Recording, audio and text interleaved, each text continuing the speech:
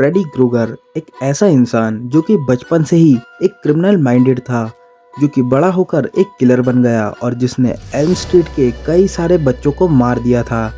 लेकिन एक loop hole के चलते उसे कोर्ट से बरी कर दिया गया। लेकिन एल्म स्ट्रीट में रह रहे पेरेंट्स ने गुस्से में आकर उसे जलाकर मार दिया, जिसके बाद से उसकी आत्मा लोगों के सपनों के जरिए डराकर उन्हें मारने लगी, जहां उसके प्रति डर और उसे याद करना ही उसकी सबसे बड़ी पावर थी। क्योंकि जब भी कोई उसे याद करता या उनके दिमाग में वो होता तो वो उनके सपनों में आकर उन्हें मार देता था। लेकिन इसका टारगेट सिर्फ बच्चे ही होते थे और इस कैरेक्टर को अभी तक का सबसे क्रीपी और स्कैरिएस्ट कैरेक्टर के रूप में भी जाना जाता है। लेकिन अगर हम आपसे कहें कि स्ट्रेंजर थिंग्स में काफ़ी सारी चीज़ें इस कैरेक्टर और a nightmare on the Elm street movie series से इंस्पायर्ड है, जिन्हें कि डफर ब्रदर ने खुद भी एक्सेप्ट किया है। और अगर ये बात सच है तो ऐसा भी हो सकता है कि आज की इस वीडियो में एक ऐसा स्पॉइलर होने वाला है जो कि स्ट्रेंजर थिंग के फ्यूचर को ही बदल कर रख देगा। Nightmare on the Elm street और स्ट्रेंजर थिंग में कुछ ऐसी सिमिलैरिटीज है जो कि आप लोग जानकर हैरान रह जाएंगे। तो सबसे पहली सिमिलैरिटी है फ्रेडी और वेक्ना का लुक, जो कि काफी हद तक सेम है। और इन दोनों ही कैरेक्टर के टारगेट भी बच्चे ही हैं। जहां फ्रेडी ने एल्म स्ट्रीट के बच्चों को टारगेट कर उन्हें मार दिया था, वहीं वेक्ना ने हॉकिंस के बच्चों को टारगेट किया और उन्हें किडनैप कर लिया था। फ्रेडी भी बच्चों के सपने में उन्हें टारगेट करता है और एक तरह से बच्चों के सपनों को कंट्रोल करता है, और वहीं वेक्ना भी बच्चों को सपनों में ही कैद कर देता है और बच्चों को सपनों में ही मैनिपुलेट करता है।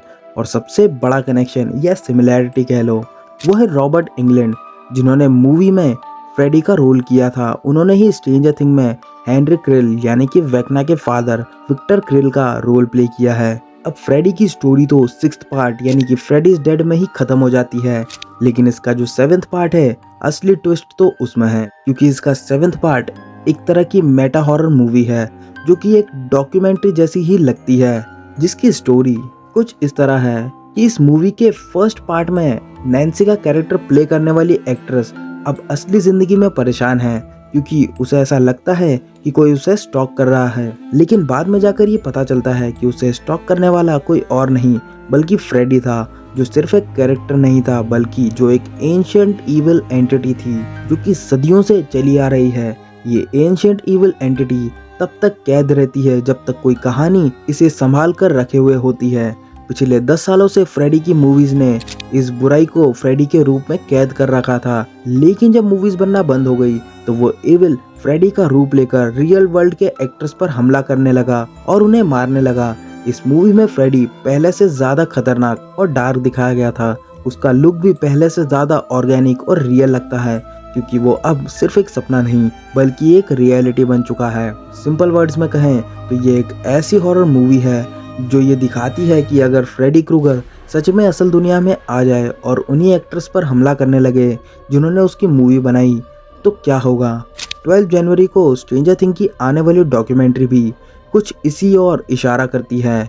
और जैसा कि हमने देखा, डफर ब्रदर्स ने फ्रेडी क्रूगर और इस मूवी से इतनी सारी इंस्पिरेशन लेते हुए स्ट्रेंजर थिंग्स को बनाया है, तो ऐसा भी हो सकता है कि 12 जनवरी को आने वाली डॉक्यूमेंट्री में भी यही प्लॉट यूज़ किया गया हो।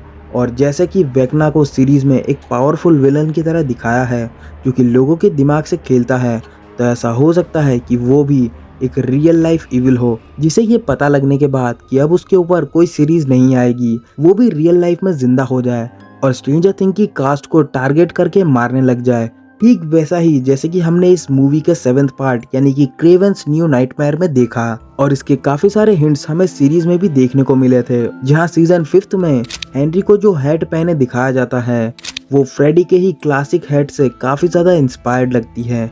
वहीं इस वीडियो में भी हमें हेनरी का कैरेक्टर प्ले करने वाले एक्टर जेमी के फेस पर भी एक इविल स्माइल देखने को मिलती है, जो कि ये हिंट हो सकता है कि उसके अंदर अब असल में वेक्ना आ चुका है। और स्ट्रेंजर थिंग के लास्ट एपिसोड में हमें बुक के पास एक डाइस दिखाई जाती है, जिसपे कि होता है नंबर 7, और नंबर 7 जनवरी नहीं बल्कि a nightmare on the Elm street movie के 7th पार्ट की ओर इशारा हो, जिसके कि प्लॉट से इंस्पायर होकर ही स्ट्रेंजर थिंग की डॉक्यूमेंट्री को बनाया गया हो। अब ये सिर्फ एक थ्योरी है और इसके भी चांसेस कमी हैं कि स्ट्रेंजर थिंग की स्टोरी कंटिन्यू हो, लेकिन अगर उसके 1% भी चांसेस हैं तो इस थ्योरी के सच होने के ज़्यादा चांसेस हैं rather than any other theory. और अगर ये थ्योरी भी सच नहीं होती है तो स्ट्रेंजर थिंग का इस थ्योरी की तरह से एंड होना इसे एक सेटिस्फाइंग एंडिंग दे सकता था।